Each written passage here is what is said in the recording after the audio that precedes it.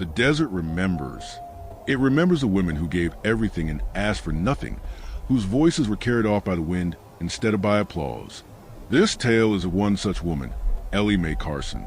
The town called her plain, pitted her silence, and mocked her wasted youth. But what they didn't see was a fire inside her, the song she buried, the strength that waited for its moment. One choice bound her to her family. Another would test her against outlaws who mistook her quiet for weakness. By the time the dust settled, her sacrifice would carve a story the West would never forget. The first light of dawn spilled over the western hills, soft and gold against the tired wood of the Carson ranch.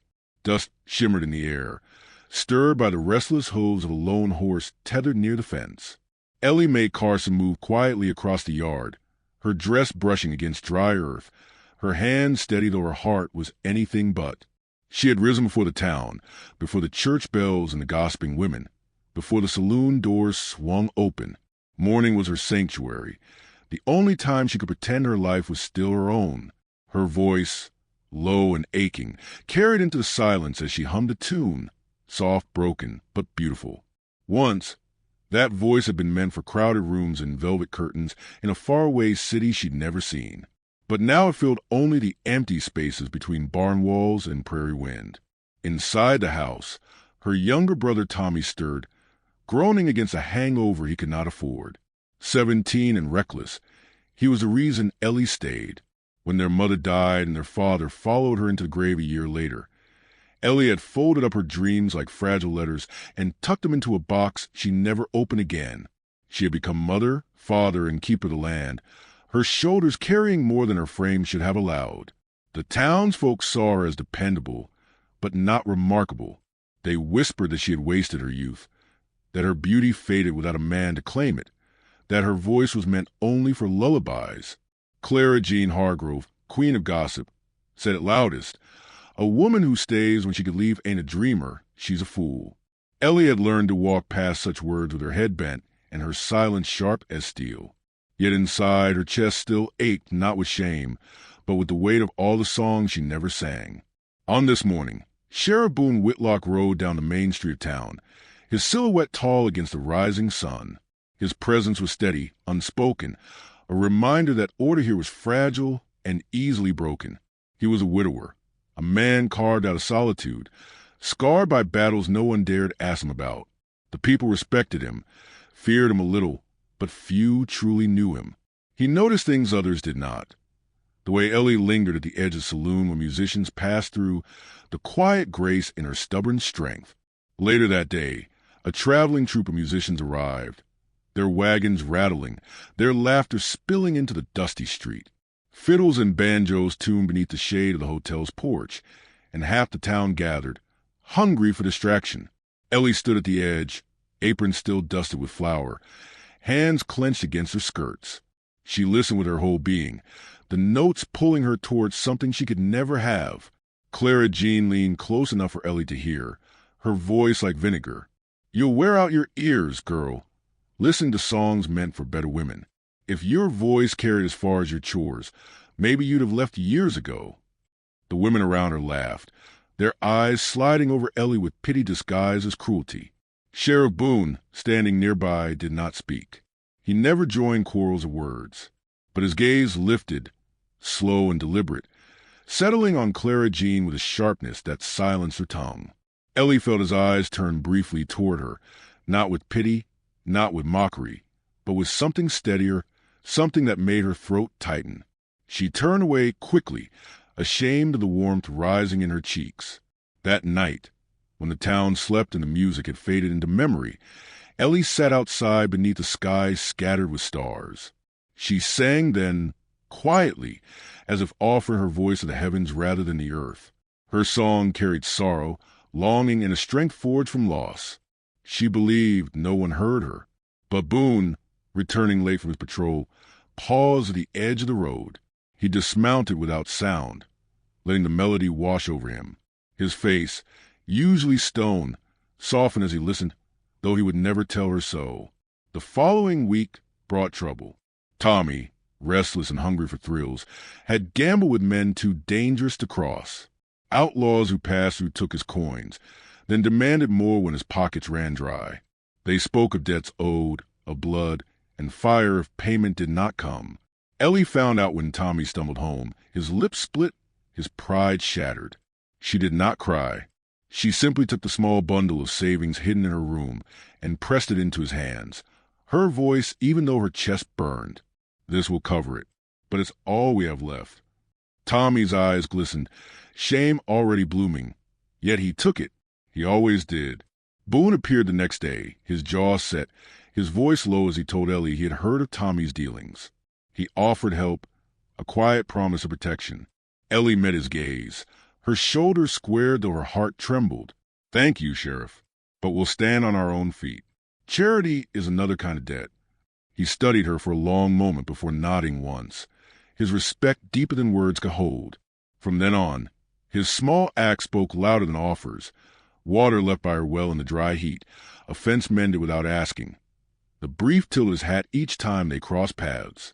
For the first time in years, Ellie felt seen, not as a failure, not as a sacrifice, but as a woman whose quiet strength mattered.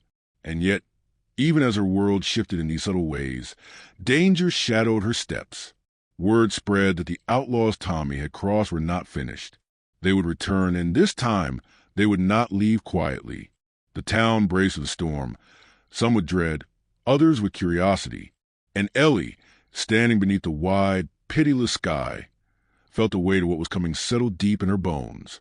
Her story was far from over. It was only just beginning.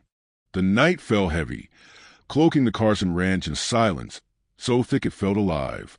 The wind had stilled, as if even the earth was holding its breath, waiting for what would come.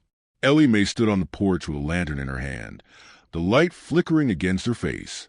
Her brother Tommy sat inside, restless, shame dripping from his every movement. He had promised he'd do better. But promises were cheap in the Wild West, and outlaws cared little for words. When hoofbeats thundered in the distance, Ellie's spine straightened. The sound was not of neighbors coming late from town.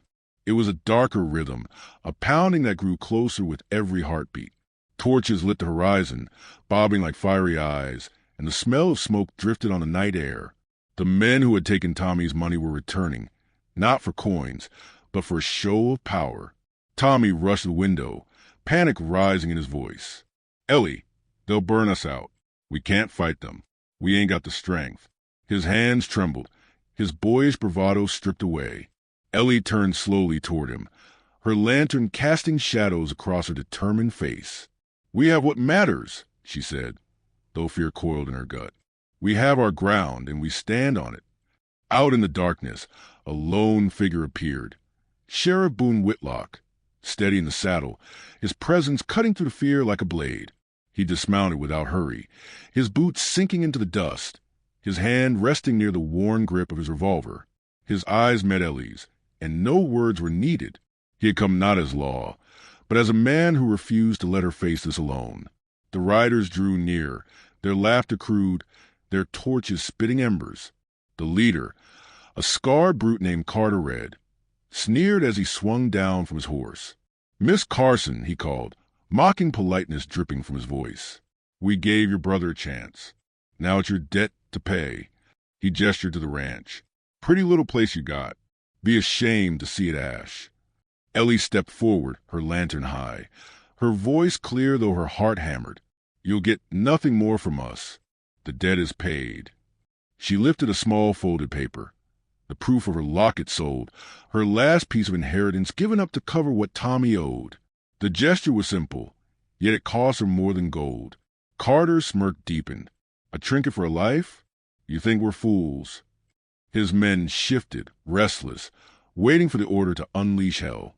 But Boone moved in, stepping from the shadows with quiet purpose. His revolver gleamed, but it was the steady eyes that stilled the man. "You've taken enough," he said, his voice low, carrying more weight than any shout. "This ends here." The standoff thickened, time slowing to a crawl. Ellie felt the sweat on her palms, the weight of the entire town pressing unseen behind her. She thought of all the years she'd given up, all the whispers she endured, all the dreams folded away. Tonight, she would not bend. She stood beside Boone, her chin lifted, Her resolve as fierce as the torchlight flickering in the night. The outlaws sneered, but something shifted in the air. Neighbors had gathered in the distance, silent but watchful, drawn by the fire on the horizon. For once, their judgmental eyes did not weigh Ellie down. They stood behind her, not in whispers, but in presence. Carter's sneer faltered as he realized this was no longer a woman alone, but a community stirred awake. Boone cocked the hammer of his revolver, the click sharp as thunder. The men wavered, courage faltering in the face of resistance they had not expected. Carter spat into the dirt, his bravado cracking. "Not worth the bullets," he growled. With a jerk of his hand, he called his men back. One by one, the torches turned, fading into the dark until only embers remained on the wind. When the silence returned, it was heavier than before, but different, alive with relief, charged with the knowledge that something had shifted. Ellie's knees nearly buckled, but Boone's hand was there, steadying her without a word. She looked at him then, truly looked, and in the quiet between them something unspoken took root. Not a declaration, not a promise, but the beginning of a bond forged in fire. Tommy came to the porch, shame written across his face. He opened his mouth to speak, but no words came. Ellie saw the boy in him, the mistakes etched deep, and yet she also saw the flicker of a man who might rise from the wreckage. For the first time, Tommy seemed to understand the weight of her sacrifice. His head bowed low, and in that simple act, Ellie felt the faint stirrings of change. The neighbors drifted back to their homes, murmurs soft, no longer filled with scorn. For once, their eyes carried respect instead of pity. Ellie felt it like a balm on her weary spirit. She had not sung on a stage nor chased horizons, yet in standing her ground she found a kind of song the world could not ignore. The lantern's flame dwindled as Boone tipped his hat, his eyes lingering with quiet intensity. No promises passed his lips, but Ellie knew he would remain, a shadow at her side, steady as the earth. She breathed deeply, the night air cool against her skin, her heart aching yet strangely full. The danger had passed, but the journey was not over. Ellie knew storms would come again, debts of the heart and burdens of the land.